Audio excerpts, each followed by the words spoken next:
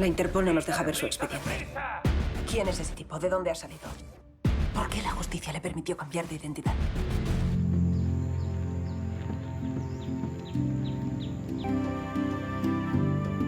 Merci beaucoup. En espérant que se voit. C'était un plaisir, hein? Vraiment. Et 3 fois.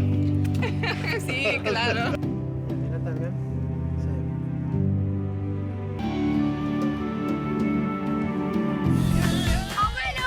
No te quejarás del recibimiento. ¿Ya nos ha dicho papá que la abuela te ha dejado? ¿Jalopante el niño Jesús? Ni se te ocurra tocarlo. ¿Pero qué le habéis hecho? Papá os va a matar.